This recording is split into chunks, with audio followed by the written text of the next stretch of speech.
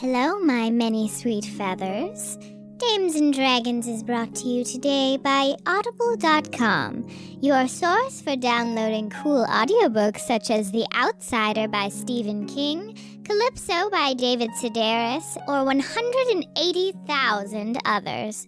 You can get one of those with your free 30-day trial at audibletrial.com/DSPN. Again, to download your free audiobook today, head over to audibletrial.com/DSPN.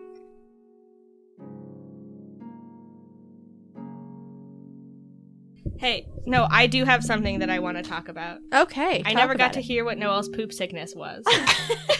Yeah, what did the scan say, Noelle? I can't do this with you guys right now. Noelle, we're your friends. If you can't talk to us about this, who? Us we're and really, all we're of our... really, we're really scared for you, Noelle. Yeah, we're really Listen, concerned. You've been Just because I tell you I have a poop sickness when you walk into my house, it doesn't mean I want to elaborate on that. Noelle, you've been really dodgy lately. Noelle, people are starting to notice. No, I didn't want to say anything, but I think some of the people who listen can tell That I have a poop sickness? something's wrong. They know. We just want to help you. Well, Let's play some D&D, you guys. Let's do it.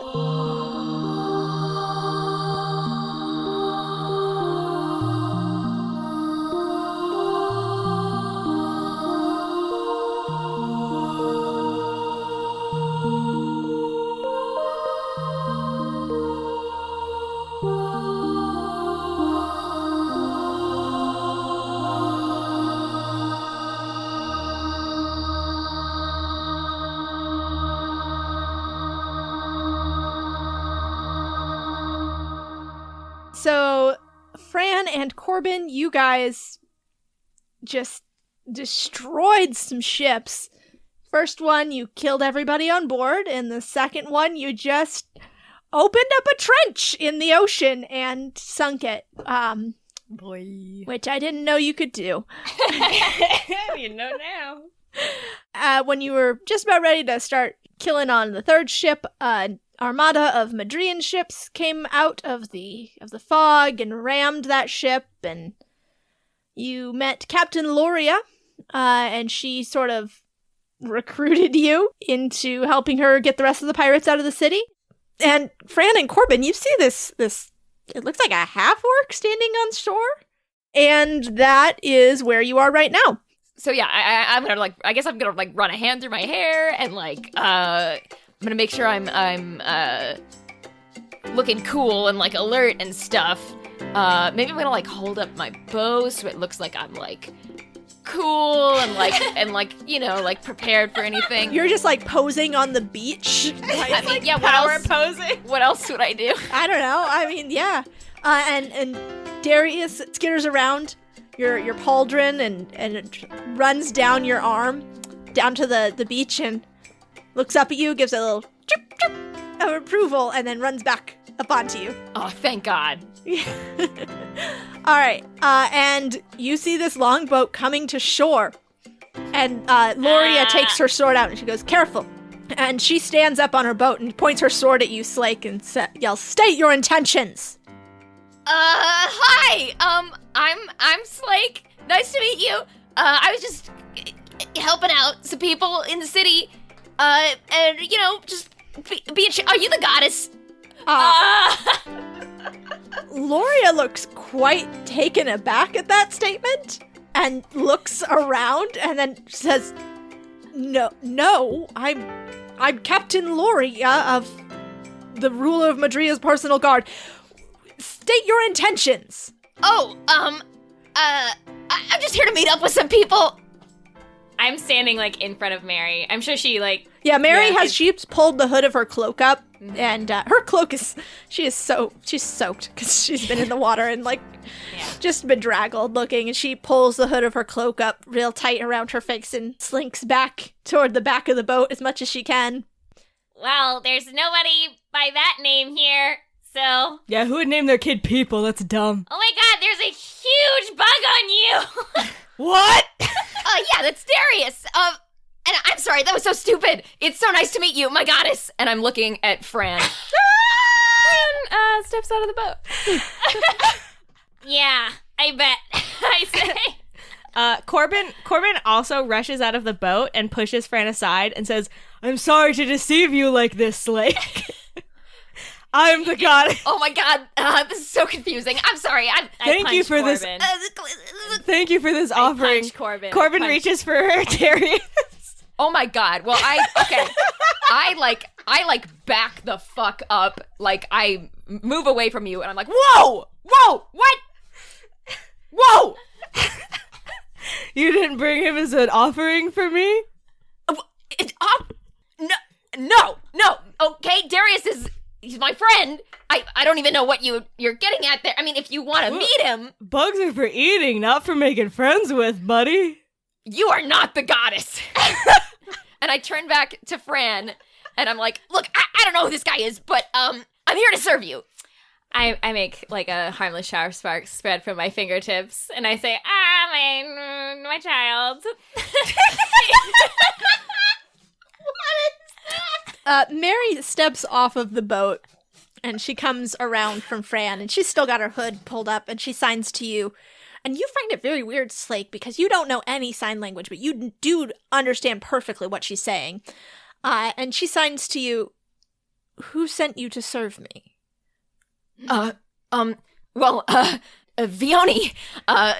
Yoan and Vioni, I mean, Yoan the insect, that is. That little bug sent you here? Different insect. There's more? Mary looks over her shoulder at the soldiers who are all getting out of the boat, and Loria, who looks very, very suspicious of what's happening here. Aren't we all? Yeah. And she keeps her hands close to her body as she signs to you. So just you and Fran and Corbin can see. Let's not speak of this more here. Yeah, of course, sure. Loria looks up at the city, and she takes a deep breath and says, "Well, it's time to get to work." So, the four of you are led by Captain Loria up through the city. Slake, you watch as this woman cuts through all these blockades that you avoided. Your previous thoughts about humans being weak might need to be re-examined. There really isn't much for any of you or her retinue of soldiers to do but clean up after her as she just cuts through pirate after pirate. She just is like fluid death between their ranks. However, she keeps looking behind her shoulder just to make sure that you guys are keeping up. Your group is joined by the soldiers of the city guard. Loria directs them to various tasks with ease and confidence, her booming voice cutting through the clamor and panic of the city. Why don't each of you go around and tell me one super cool thing you do during this cleanup of pirates? Yeah, I definitely am like freezing people's feet, making it so they can't move, like Nice. Dumb idiots, and poison spraying them to death. Oh, Jesus. Very cool. I think I am summoning animals in places where animals should not be summoned. Very good. And inadvertently killing people by doing that.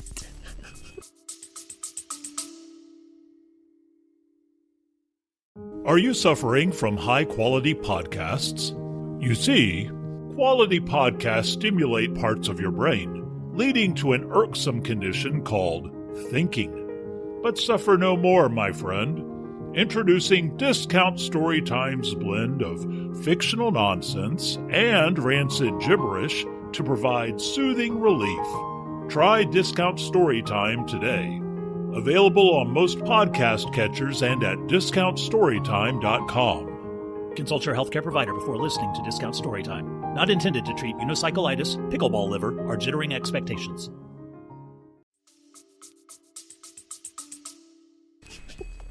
Okay, awesome. Slake. I'm just non-lethally swinging my mace around. Or maybe it's lethally. I think I haven't quite figured out how hard you can hit a human because I haven't done a lot of, before today, haven't done a lot of human fighting. I think when a snake crawls out of someone's mouth and they fall to the ground choking, you figure out that they're dying. Well, that's fun. Well, Mary spends the time following after Loria and trying to help out civilians and finding people who are injured and offering them some healing. And it doesn't take you guys long before you are up at the pair of elaborate doors set into lattice stone that Slake you passed by earlier. Loria sends one of the soldiers who is holding the perimeter there to have the alarm bells quieted, and begins organizing the rest of the patrols to catch any remaining pirates who may have gone to ground within the city. After about 10 minutes, the bells fall silent and the massive doors open. A young woman in silver armor rushes forward, dropping her sword as she does. She throws herself into Loria's arms, and then pulls back, quickly, seeing the crowds of guards and strangers around.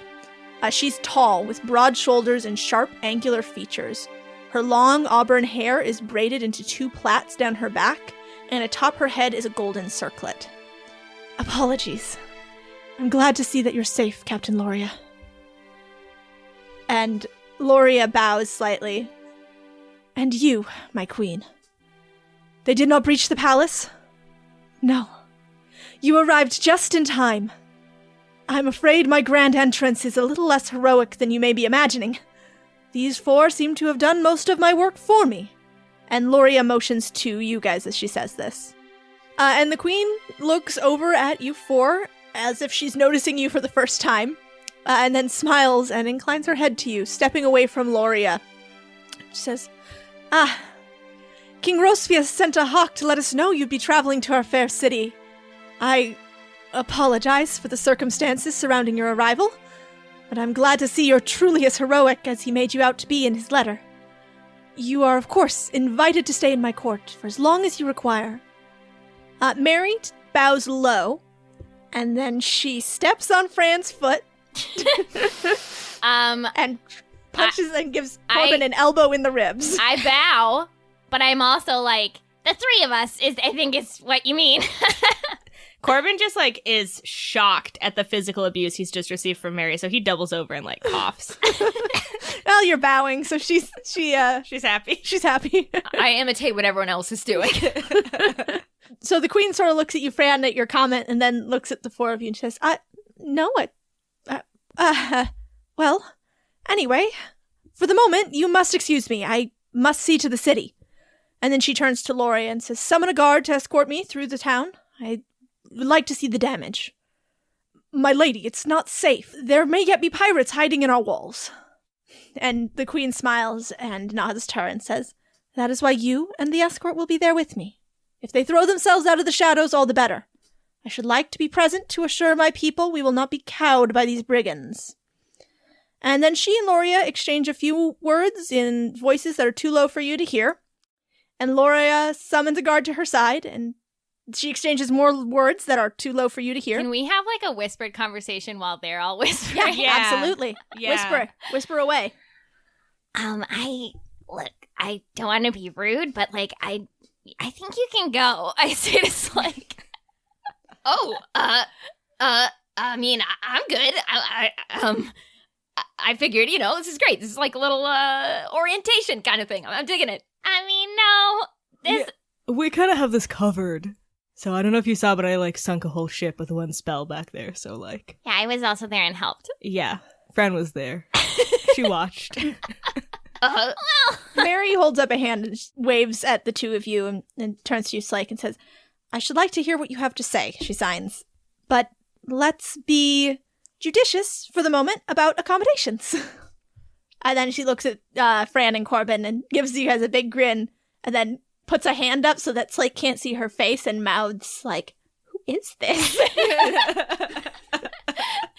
And Fran and Corbin, I would assume, just unsubtly start laughing. Yeah. Poor Slake. And then we're like, oh, Mary. Oh, classic Mary. Yeah, classic Mary, am I right? That is such a Mary thing to say. Yeah. Whatever. You don't know her. Don't say her name. Yeah. That's the goddess to you. Mary signs, no, Mary's fine. And then the guard, middle-aged gnomish woman, comes over to the 4 of you and she says, please, come with me. And Mary just sort of, she gives a sign that, we'll continue this in a minute. So she leads you through a short tunnel which is tiled in an intricate mosaic of golden fish leaping out of a sapphire blue sea. The tunnel opens up into an enormous cavern, inside which is carved several resplendent buildings. The first thing that draws your eye is the eastern wall of the cavern, which has been carved into a very fine lattice which lets in daylight and the sounds of the ocean. In front of you is a magnificent palace which soars to the top of this cavern. The stone walls have been whitewashed and are kept so clean they seem to sparkle in the light from the lattice wall. The roof is tiled in silver and bronze, and the windows are trimmed with blue tile. Surrounding it are verdant gardens centered around beautiful fountains and topiary sculptures. The gardens stretch out to the edge of the cavern, and vines creep up the bottom of the lattice. To your right is another building, just as fine, although not as grand, and the magnificent front doors are covered in a bright red varnish. Inlaid into this in silver is a symbol which Fran and Corbin will recognize. There's two birds with their wings spread in opposite directions and an arcane symbol in the middle. It is the same symbol worn by Shaw and the Madrean scholars that you met in Danmar. Corbin, you have a moment of intense deja vu. Like this is something you've seen in a dream, but you can't place. Oh! I say that out loud. Corbin! Wait. Not now. It's druid stuff! Shut up! You guys, I think I've seen this place before. You seen? What do you mean? Like in a dream. I've been having these weird thoughts lately. Well, I don't know if any of that's for real or not. Kat, do I see anything that I've seen in a dream? You feel like you've seen this in a dream, but also in that dream, you were wearing a big, clown suit and eating, grapes off of a man's thumbs. So it could have just been a dream. I look down at myself, and I, of course, don't share about my intimate dream. That's funny you mention it. You know, I had a weird kind of thing like that the other day. I was, hanging out, having a fire, and thought I saw a Mothman, actually. Okay. Anyway, are we gonna go? That's ridiculous. Wait, actually, Kat, because I saw the vision of Slake. Would I recognize them? You might actually, yeah. Okay, well, I still say what I say, but I'm ruminating on that. Okay. So after a few minutes, you are led past the university and to the doors of the palace. Two servants open up double doors and usher you into a grand foyer. A gnome in a fine black suit with a crimson vest appears from one of the hallways, and he nods to the guard. The guard then turns and heads out the front doors of the palace, and the gnome bows low to you. He says, "Welcome, honored guests. I am Dodson Goodson." Take a minute, laugh at the name. It's a funny name. It was a funny name, and I named it funny on purpose. Where's your brother, Bodson Badson? Corbin! The Badsons and the Goodsons have a long-standing feud in Banfell. Oh my god. Oh, you're from Banfell. Cool, I've been there. Ah, yes. Did you meet You've probably met one of my cousins. Ainsley Badson is a fixture of that town. Never heard of her. Well, all the better for you, I suppose. In any case, the Honorable Queen Consort has assigned me to be your valet during your stay with us. Please, come this way. Dodson then shows you down some long hallways and up a sweeping grand staircase, and he asks, "Do you have any luggage which needs attending?" I look at Slake. Oh my god. Damn. You do have a horse that needs attending, Slake. Oh, yeah. Actually, I do have a horse. I left her outside the city because, a lot of stuff going down. But, We will see to it immediately. I will have the stable master find her. Yeah, I tell them where I left Ainsley. Corbin looks at Fran and Mary and says, "Didn't we have horses once?" Oh my god. Oh shit.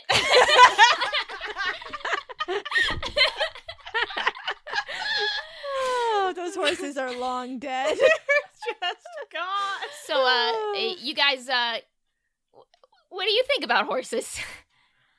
I think Mary says, "We are not responsible enough to own horses." Corbin says, "I'm the most beautiful horse that I've ever met, so..." And does not elaborate. But Cool. Mary and Fran are both just nodding. Yeah. Yeah, We're that's just like, that tracks. That that's tracks. true. That's very true. All right. So Dodson leads you up to the 3rd floor and to a lovely doorway, which he knocks on once and then opens into a mid-sized but very nicely arranged foyer.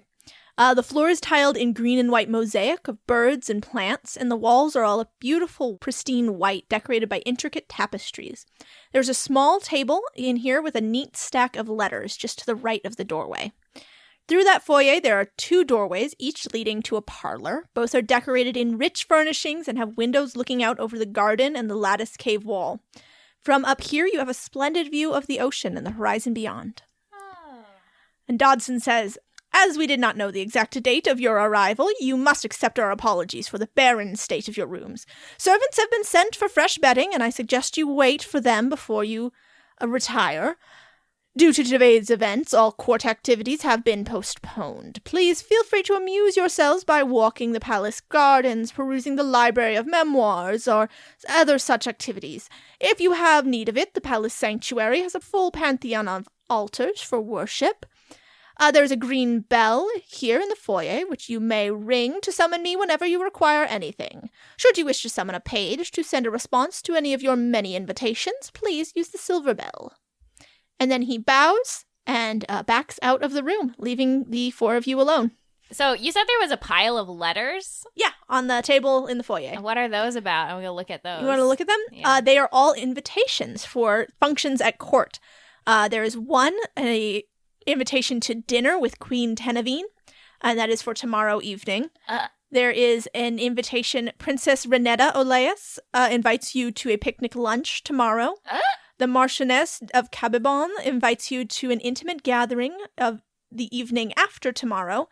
And the Viscount Sitoun Nwinian invites you to boat races in 2 days' time. Holy shit. Boat races. Are these addressed? They're all addressed to the heroes of Danmar. So as you guys come into the room and Fran looks at all your invitations, Mary goes into one of the parlors.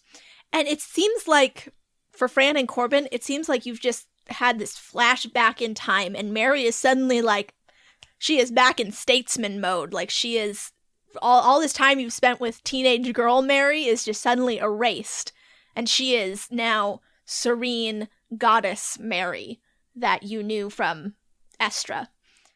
Slake, she gives a sweeping motion to you to have you sit in one of the parlors.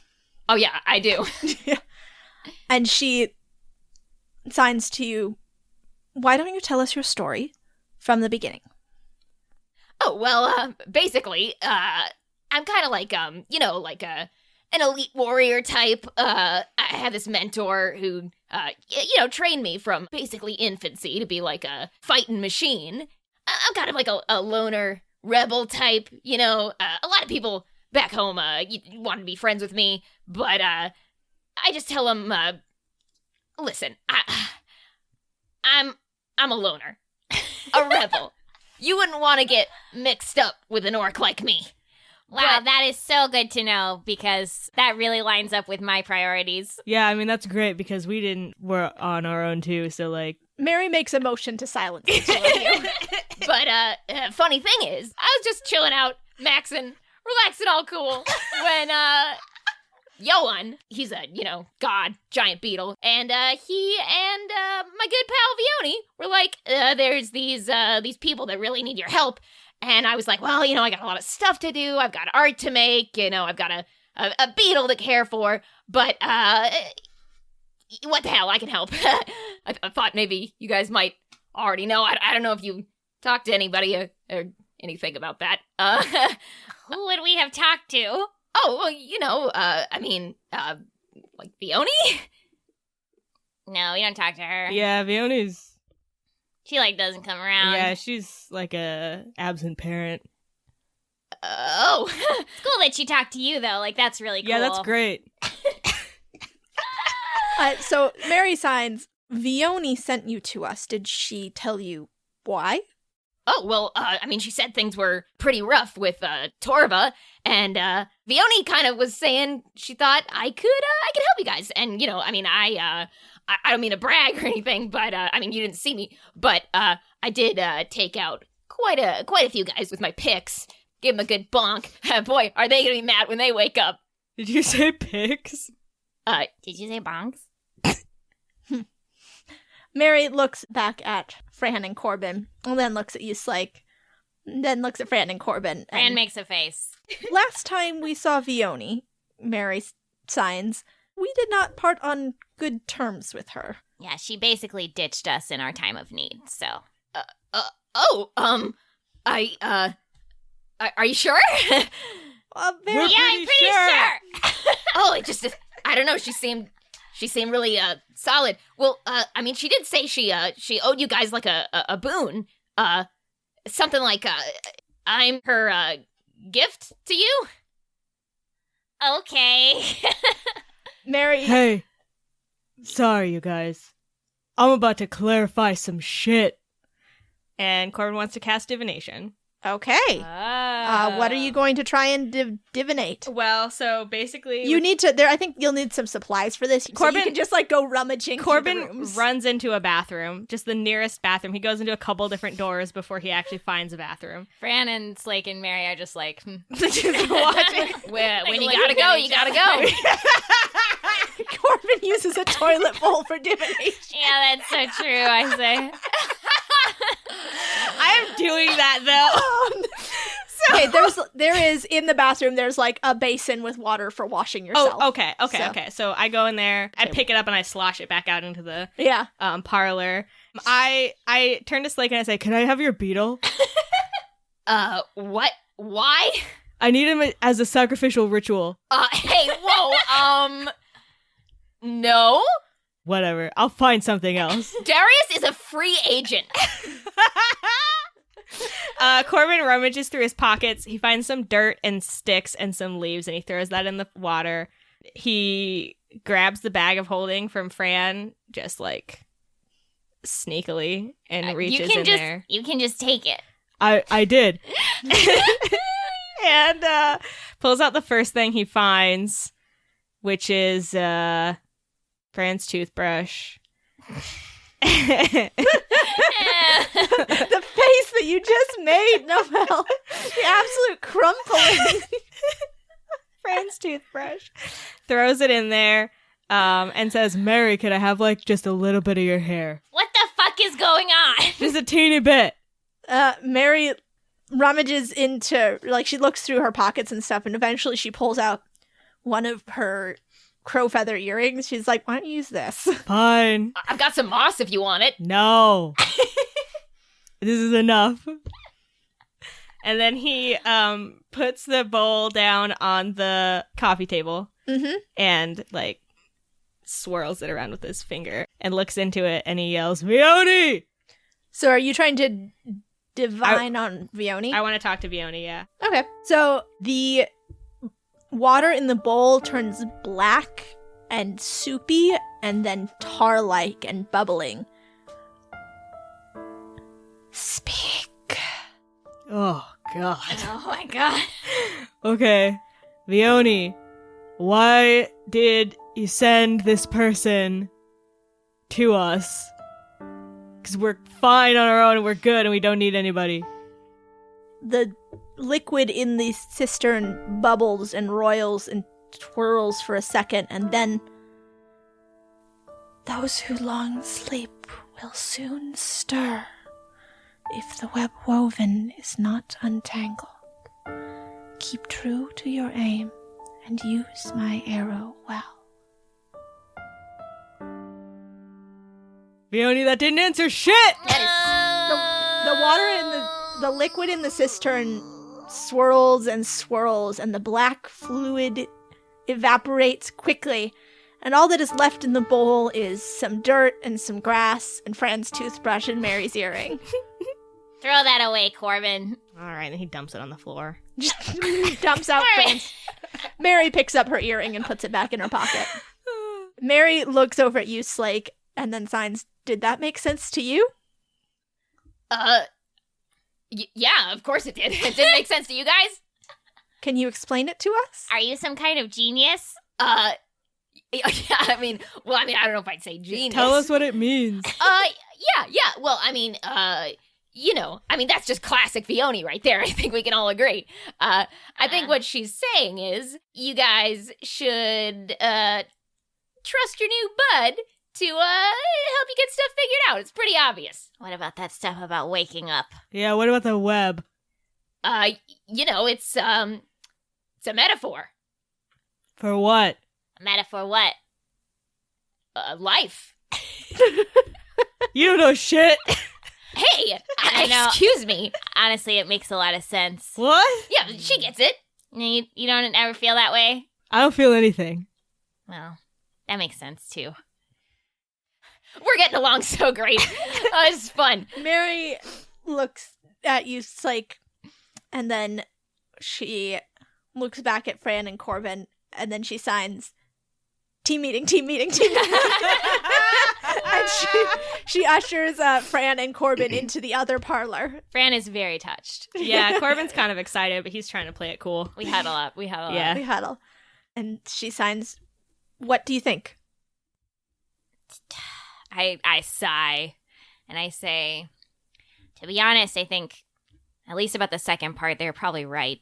Vioni, at least, thinks we need help. Yeah, that makes sense. Mary nods and signs. I expect she has a wider view of things happening in this world. Wider than we have, at least. She sort of cranes her head out of the one parlor to look into the other at Slake, and then goes back to you guys. What is Slake doing? Yeah. Yeah, what is Slake doing? Slake is making a little moss bed for Darius. And then I'm pulling moss out of my pockets to, do this. Incredible. Mary comes back into the parlor and she signs. I mean, they seem harmless. I think that's kind of the problem. Yeah, I would say that's the problem. She shrugs and signs, well, I suppose if they get themselves killed, that's one way to end the problem. Holy shit, Mary!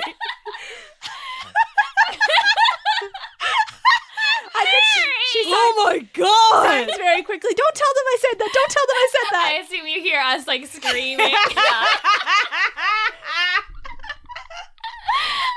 I will not, because it's the coldest thing I've ever Yeah, heard. that was just... Wow. I mean, she signs quickly. She says, I mean, I hope that they don't and everything is fine and that they're a great asset to our team. I'm just thinking pragmatically. So you think we should give them a chance and wait for them to die? I think we should give them a chance and hope that they are good enough not to die.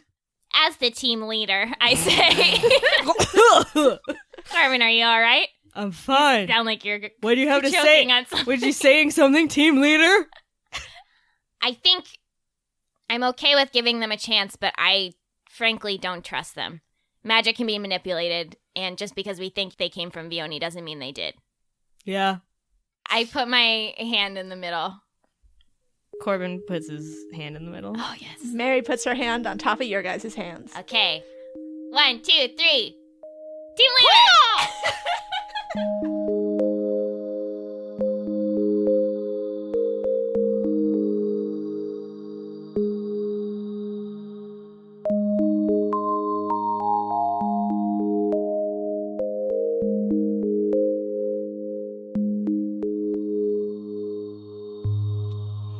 Hello. I'm sorry this is so late, but sometimes life really just comes at you fast. Thank you so much for your patience. The next episode should be coming out on schedule, so we're going to have 2 in a quick row here. First up, I would like to thank our sponsor. You guessed it, Cobalt Press. Today, let's get into the Warlock Bestiary from the Warlock Patreon. Once again, the Warlock Patreon brings you all new D&D 5e Midgard setting content. Freshen up that campaign.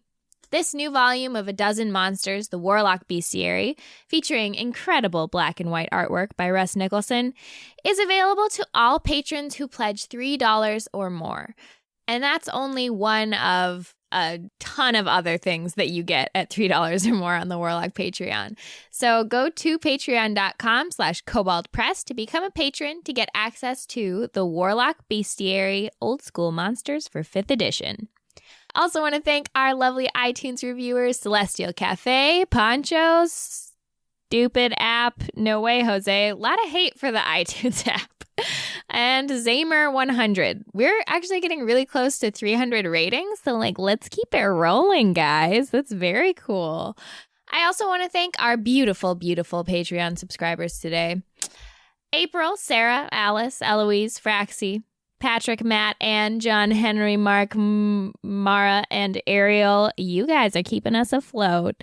Thank you so much. Over on Patreon, Caitlin just posted the first part of a new series of bonus episodes, which as of yet don't really have a name, but the name may be Dames and Dungeons, as it's more dungeon-based. It's a series where we 3 players play, obviously Kat is still DMing, and we 3 players play new characters in the world of Avalis who are actually from Avalis, which is a really fun and interesting change. The characters are hilarious, and I really think their dynamic is great. So for, again, $3 and over Patreon subscribers, you guys can experience that. The first part is up. Caitlin's working on the second part. I think it's going to almost be like its own little podcast, although it probably won't be coming out as often as actual Dames and Dragons.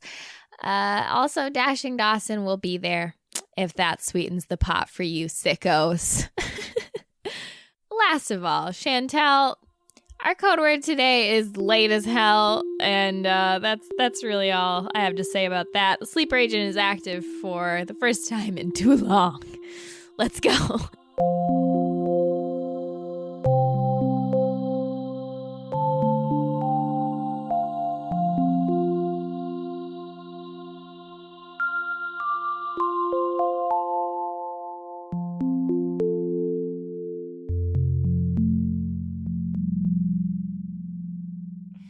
We've reached a decision, Slake. You are on probation. And if you die, you die. Yeah. That's funny. That's kind of the understanding that I had of that before this conversation. But good to know. We're not going to attack you and make you leave. Yeah. But if you die, you die. You die. Mary signs, but we hope you don't die. I wink at Mary. Mary elbows you. People die when they are killed.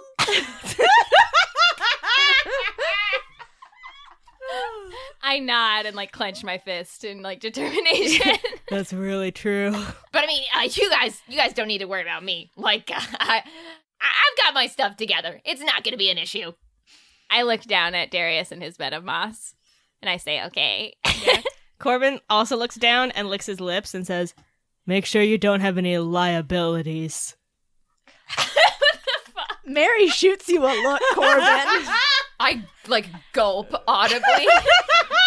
Who is this fucked up psychopath? So just toward the end of your conversation, there is a knock on the door. And then Dodson comes in bearing a white tray with a small card on it. And he pauses for a minute and looks around the room and then presents it to Fran. Yeah. Oh, yeah. Team leader. And the card says Captain Loria Dalays. I say, Dodson Goodson, what is this? It is a calling card, ma'am.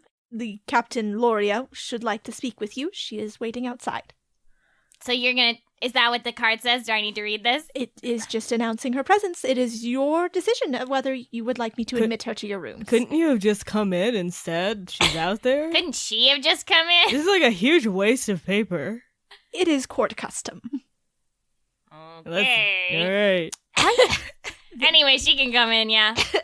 He nods, and then as he's walking away, you see him take out a little notepad from his breast pocket of his suit and begin making furious notes.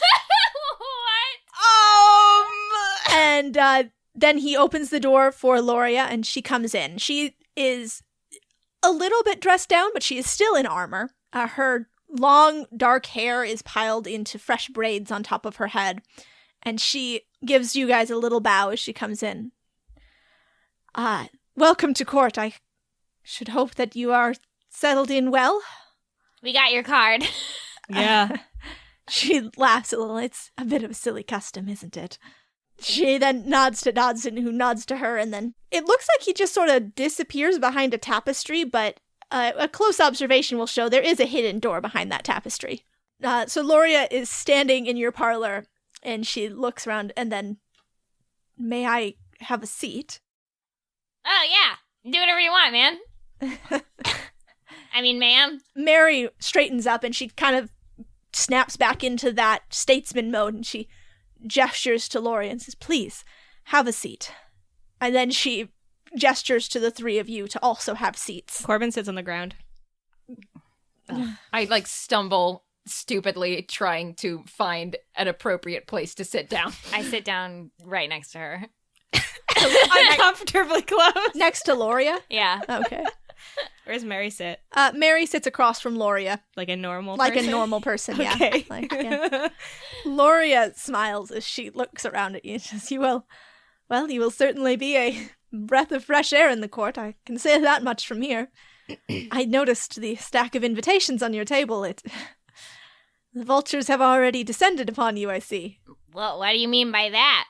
They have vultures here? I mean to say the members of the court have been anticipating your arrival since King Rosfius sent his message.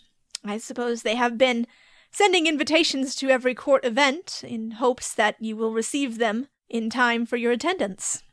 You can go to as many or as few as you wish.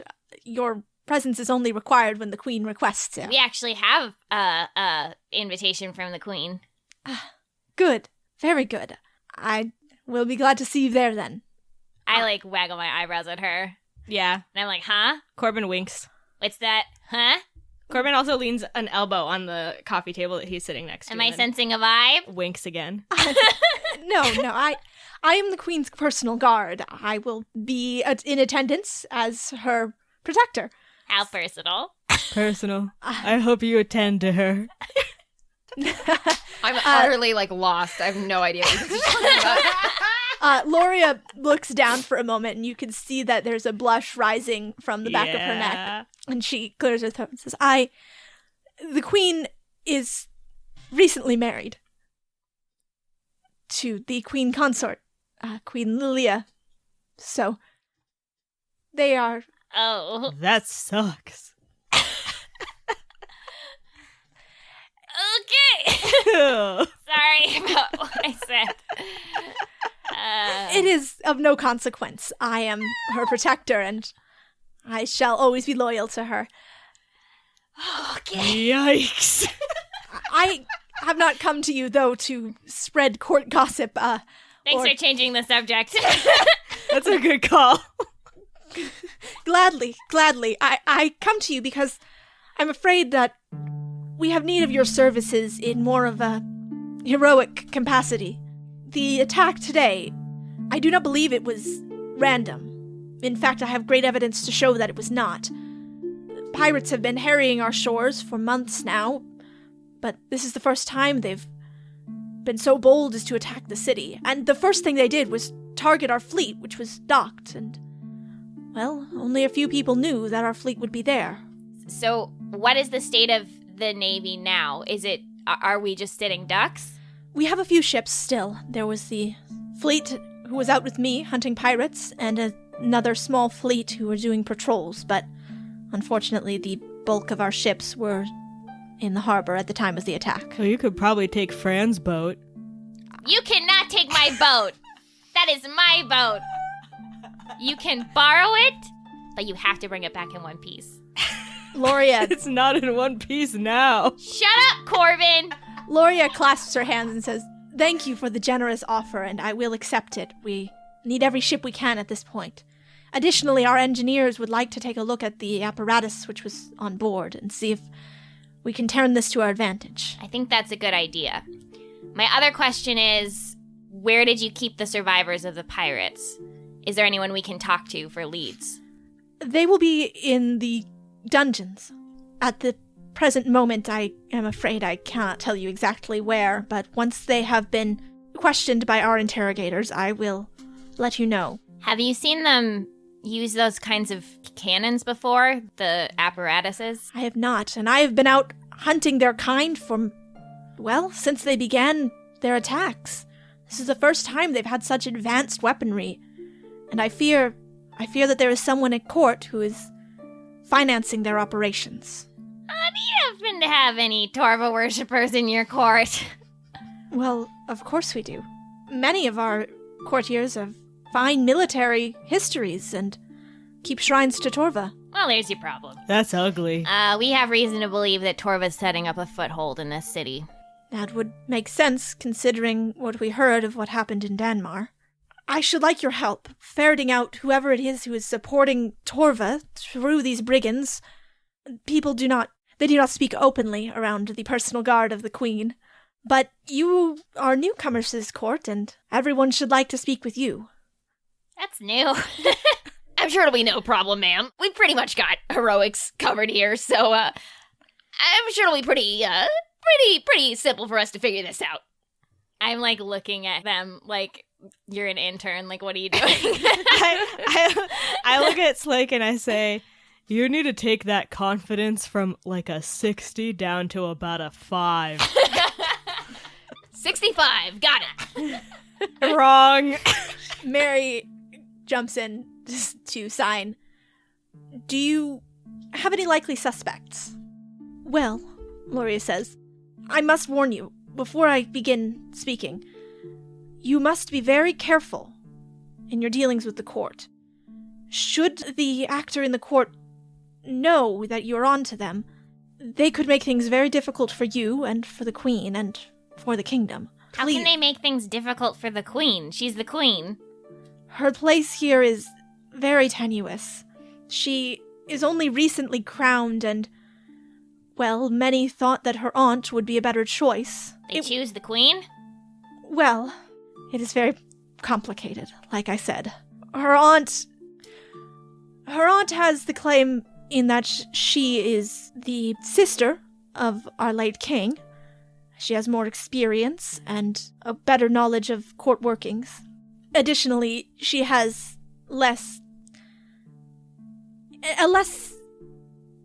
Never mind, I should not speak of it. What you're saying is she's one of the suspects. Yes. That's what I'm hearing.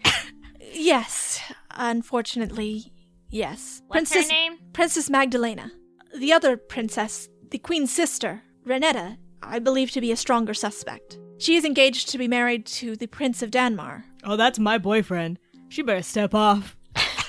You sound like a suspect, and I write down Corbin. What was the princess's name? Renetta. Princess Renetta.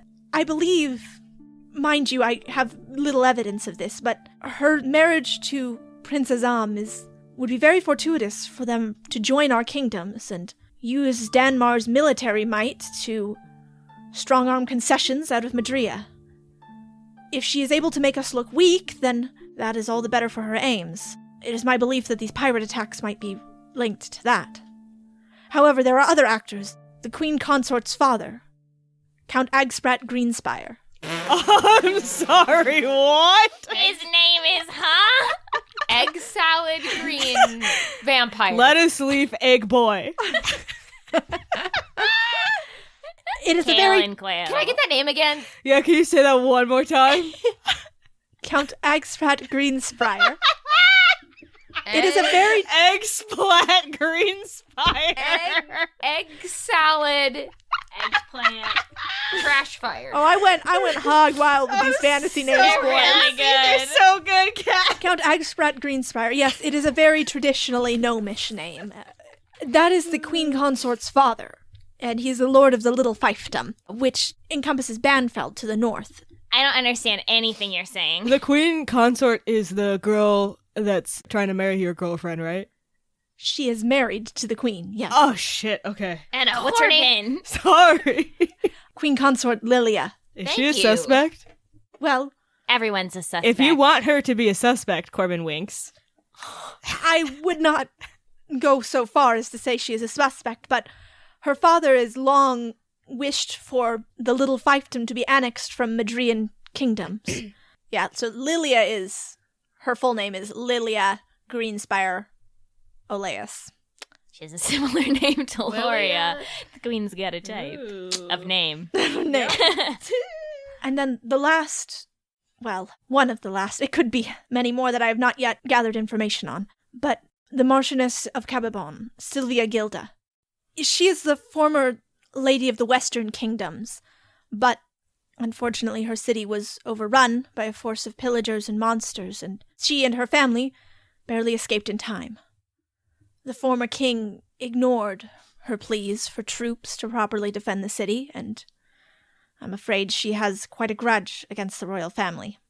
If you're looking for likely Torval worshippers, the Marchioness is quite devout.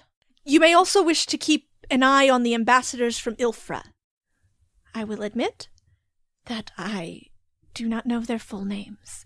You must understand, elven names are very long, and I am not a quick study of these things. They got nicknames? Ambassador Alminia and Lord Maldrix. I do not know what their intentions are here at court, but they arrived a short time ago. And nobody knows why they're here? Not as of yet. There was meant to be a meeting of staked heads this afternoon, but with the events of today, I am afraid it has been postponed. Steak tag, as I get it. Where's Princess Zom? I do not know where he is presently. Do you mean in the political sense? Yeah. I'm afraid I do not know much of his motivations, other than that he is quite excited to marry our princess. You guys have a lot in common, I say. We should chat sometime. I will admit, and you must excuse me, this is not proper to say, but I am glad that you are here. I have trained in a warrior's lifestyle, and I find that I'm not particularly good at any of this politicking. Not like us. Yeah, we're really good at this. This is kind of like our specialty. You leave it to us, ma'am. I am taking what you guys are saying at face value. Our intern agrees. Yeah. Mary smiles at Loria. We'll do our best. You can count on us. You can count on us to do our best. That's really true, Mary. Loria nods and stands up. Very good. Very good. I will excuse myself then. I'm sure you have a lot of settling in to do. And she starts to leave and then pauses as she sees the stack of notes by the door and looks back and says, "Do you have proper attire for the court?" No, I don't think we do. Corbin gestures to what he's wearing and says, "Is this not?" I will have my queen's personal seamstress come to make sure you're properly outfitted. Yes! Do we get input? You will have to speak with the seamstress about that. Have a good day. Bye! Okay. Yeah, and then she is off. She is out of there. I write her name down on my suspect list. Who? Gloria? Laura's on my suspect list. I have a She suspect? wants the queen. I have a She has a motive for something.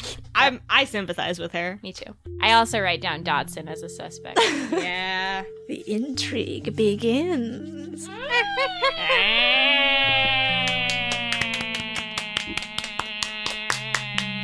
I'm intrigued.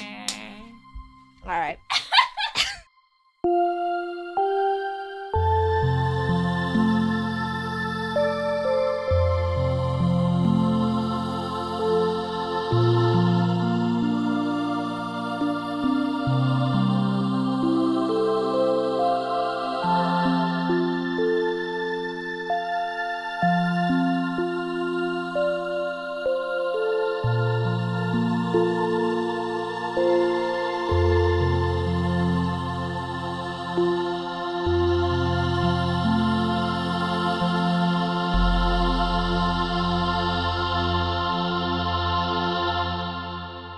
I don't like Statesman Mary. I'm just stating that for the record. Yeah. Not into this. Nice. I want crazy teen Mary back. Yeah, I need cool teen ponyboy Mary. Yeah, Ponyboy Mary. Nice.